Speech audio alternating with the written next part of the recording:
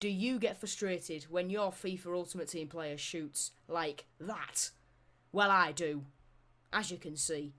But luckily, I found the guys at Foot Helper who helped me not to make my players shoot like absolute Josh McGinnises. And they can help you as well.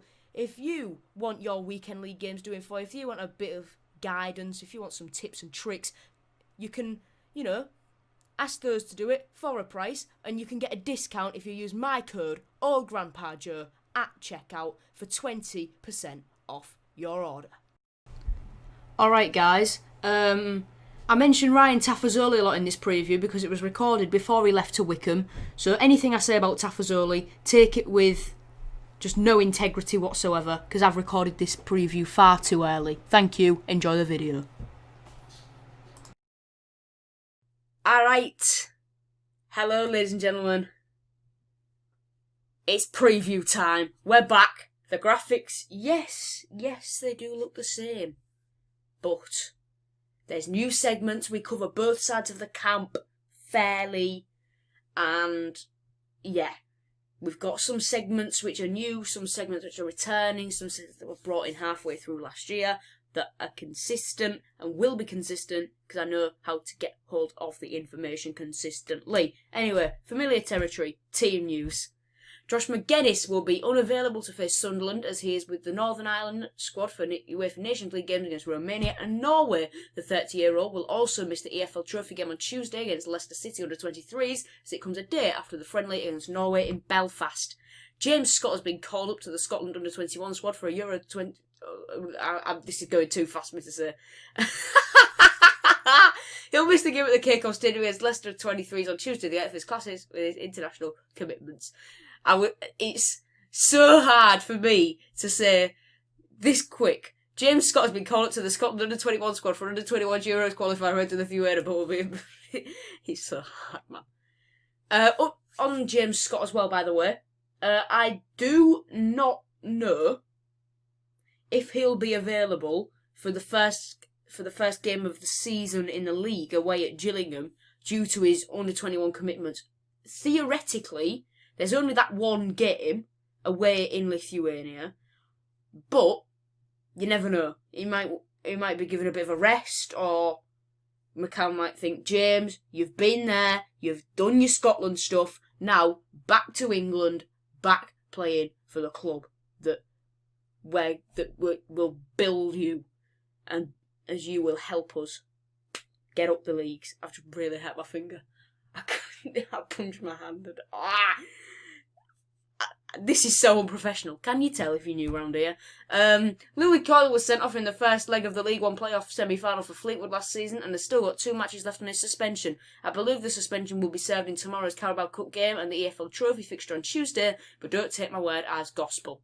I've been trying to find out information. I've been tweeting Phil Buckingham, tweeting Burnsy, but Hull City Australia has been in touch with me and has been sorting, as I said, that they think it is in the Carabao Cup and EFL Trophy, so he won't miss the league season. The start. Other than that, Grant McCann has no injury concerns. Now on to Ref Watch. Not the referee's watch, but who is the referee is what we're talking about here. Not what he has on his wrist, but that is a watch. We're trying to watch the referee. You get it by now, surely. The referee is Thomas Bramall.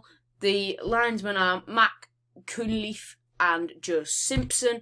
And Martin Woods is the 4th official. On to the stats. Now, I think this is stuff which I've just found out myself, and it's something that no one like BBC Sky has put out there. So this is exclusive here on the Old Grandpa Joe YouTube channel. Last year we went down and Sunderland didn't go up, so we're in the same league. But this is a Carabao Cup game. As you can see, nobody has got hold of that information other than myself. What do I think then? I'm really optimistic for this year. We've made some very good signings so far, and I'm confident that there are a few more to come in yet. The Louis Cole suspension gives Josh Emmanuel a chance to impress. I'm interested to see if McCann changes system. Will he finally learn that the 4-3-3 doesn't work? Hashtag, where's Leo da Silva? In case you don't get that, by the way, Leo da Silva has not been on any of the pre-season photos whatsoever. I'm recording this on Tuesday. Is it Tuesday? I don't know. I don't know when it is anymore. Tuesday. I'm recording this on. And City have said it's photo shoot day, so the players are getting photos taken in the kits and the animations which they'll put on the stadium screens and whatever. And I'm not sure if Leo da Silva's been around the training ground. I'm not sure if he's had talks with other clubs. See, initially the rumour was he was allowed to talk to other clubs.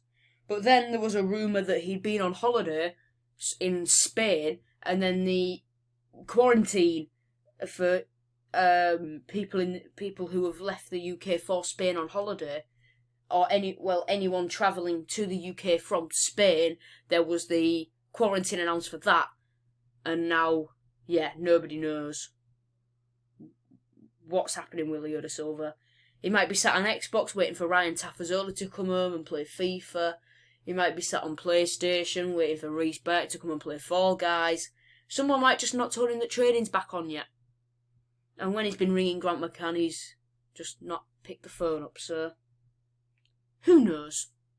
Anyway, hashtag, where is Leo da Silva? Now, head-to-head battles. It's all familiar so far.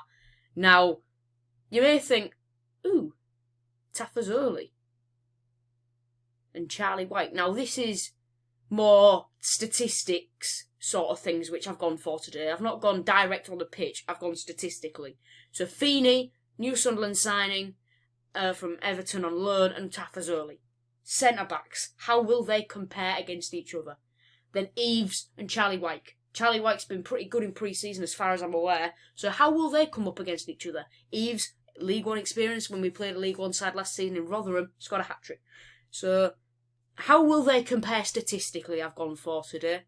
In the future, might change back, and I'll let you know if it's statistically in the same position or they'll meet each other on the pitch and they'll be duelling. So it might be Tafazoli against White next time we play Sunderland, for example, and Eves against Feeney. Yeah. Anyway, now we're heading to the opposite view. This is the segment of the show where if I can find an opposition fan who's willing to be on camera and whatever and be a part of this stuff, they will get the chance. If they want to do it, they'll get the chance and they will film a little bit for this preview and give their opinions on their club. Today, we've got someone who, you remember Lennon, who was part of the podcast for a bit? He told me about Seb. Ethan from the podcast knows Seb as well. I've not had that much interaction with Seb, but I approached Seb Burnett, if you can see there, that's his Instagram. Ethan's mentioned him a lot in some podcasts. So Seb Burnett is our resident Sunderland fan today. So, Seb, it's over to you. Thank you for letting me on this podcast. I'm really excited to speak on my views about how I feel Sunderland, Hull and just the League One in general, how it's going to all pan out this season. And I did want to say thank you to Seb Parker for trying to get me to do this, because at the start I wasn't too sure about doing it, but he did say it'll be very good to express your feelings about how you feel Sunderland are going to do this season and how the league's going to pan out. And I feel like Sunderland this season are going to be a lot different than last season. Last season was horrible for Sunderland. I think we ended up finishing 7th or 8th, and it wasn't good to see. And obviously with the short ending to the League One, which I think even if we did end up finishing our games, I wouldn't have seen us in playoffs at all.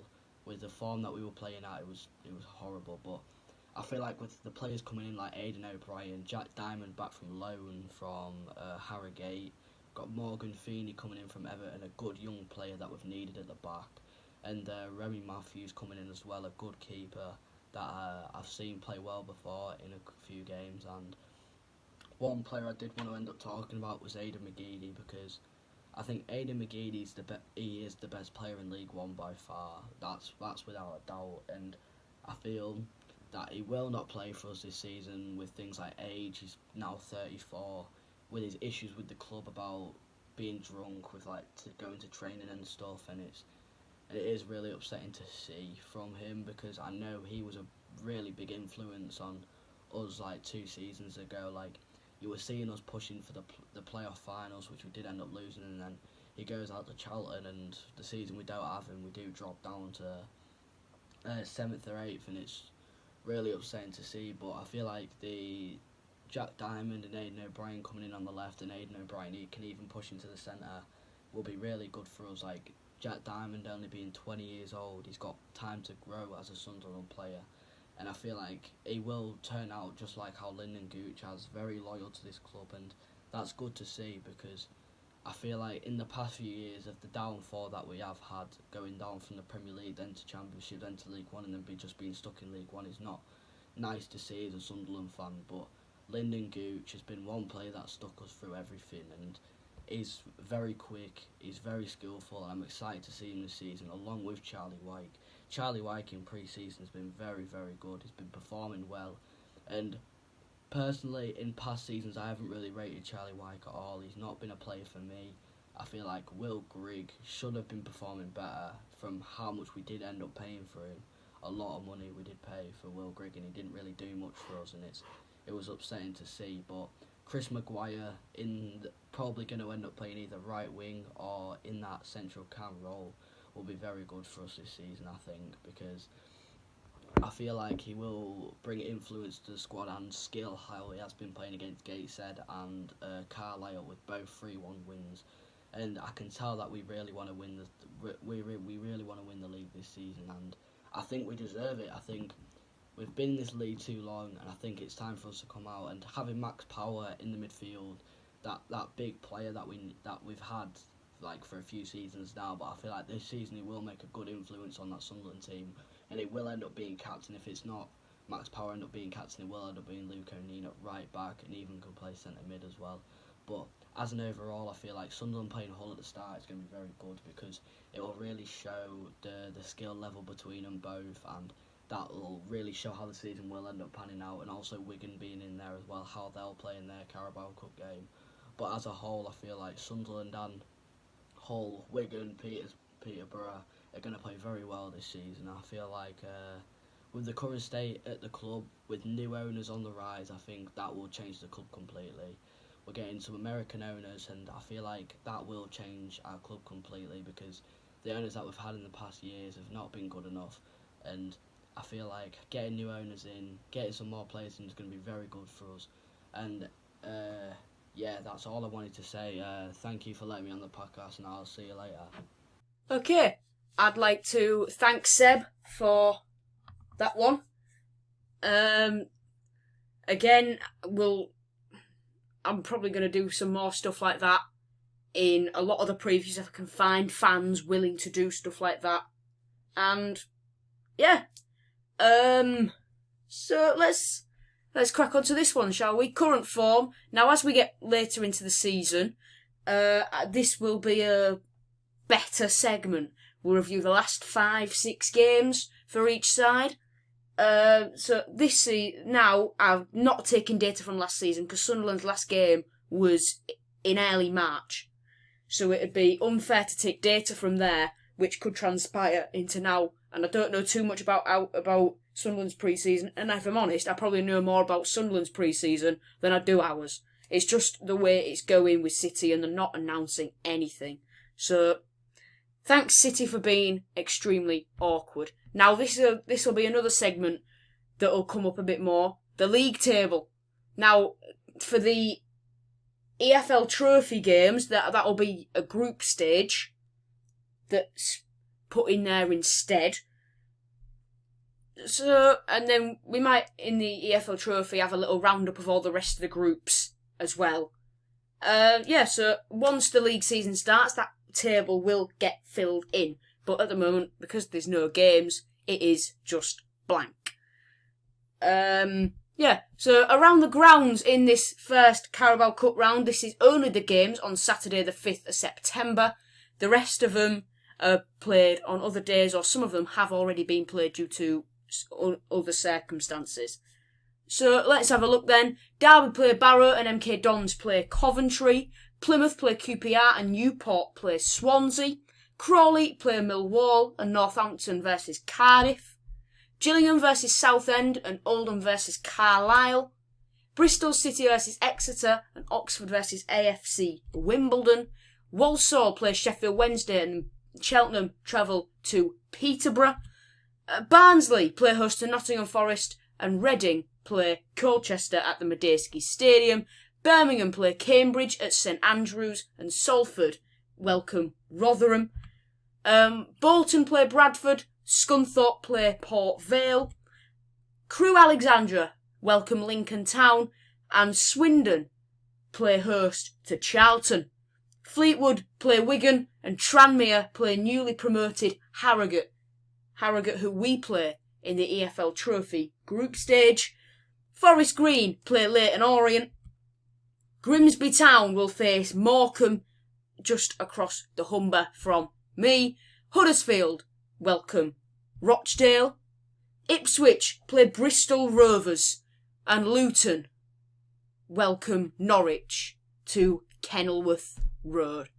Now, shared shirts, I don't need to go any further than this, do I? David Meyler. He is my favourite ever player. David Meyler, fantastic player for us. Steve Bruce brought him in from Sunderland. And David Meyler, as I said, my favourite ever player. When I met him, it was fantastic. 31 years old as he is now. Started his career at Cork. Played 25 games for Sunderland. He then went on loan to us for the season that we got promoted. He played 10 times and scored 3 goals in that promotion-winning season of 2012-2013. Then he signed permanently for us in the summer of 2013. Left in the summer of 2018 when his contract was sadly not renewed. But during that 5-year spell, it's the longest he's ever been at any club. He played 147 times, scoring 13 goals, which is... I thought he'd scored more than that, if I'm honest. When he left us, he went to Coventry on loan from Reading. He did join Reading first. I've messed that up completely. Joined Reading, played 5 games, scored no goals, then went on loan to Coventry, played 5 times, scored no goals. He also played 26 times for the Republic of Ireland, captained his country, didn't score a goal though, but that don't matter because it's David Meyler and he's not known for scoring goals, but when he does score goals, they are absolute beauties. In the biggest of games, Liverpool, Sheffield United, you know, those sorts of games. He scored against Sunderland as well in his final year when we needed him most. He was fantastic in the big games. Now to my predicted team. George Long in goal, back for Emmanuel, Device, Burke and Elder, with Smallwood the new captain, Doherty and Honeyman making up a midfield 3, Malik Wilkes on the right, James Scott on the left, and Tom Eaves leading the line. The bench, Matt Ingram, Dan Batty, Martin Samuelson, Ryan Tafazoli, Sean McLaughlin, Keane Lewis Potter and Brandon Fleming. That is the team that I think Grant McCann will go for. Now, what will I go for? I need to get a photo of me in a suit as a manager there. We'll sort that out.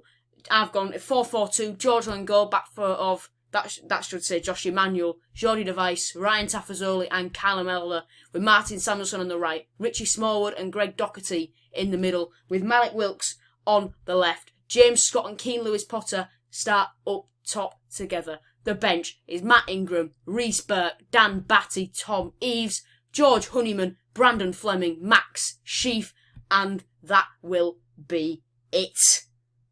That is my predicted team. Let's compare the two. That's what I would go for on the bottom, and that's what I think Grant will do on the top. Which team do you think's better? Let me know in the comments. Now then, it's predicted score time. We've predicted the team. We've done what I want. I think we'll win 2-1 and get through to the next round. It's a game which could set the tone for the rest of the season. If we play well, we're playing League One opposition. We know what we've got to come up against this season. And I think the mood in the camp's good. Everyone's smiling on the photos that were released. Everyone's happy. Everyone's motivated. That's what we lacked after Jared Bowen left. Motivation. And I think now, after having that break, the desire to get back up, the burning desire to go back up, is in those players. That is it for this one then. Remember to use foot helpers in the description. Check out other stuff on the screen. Thank you.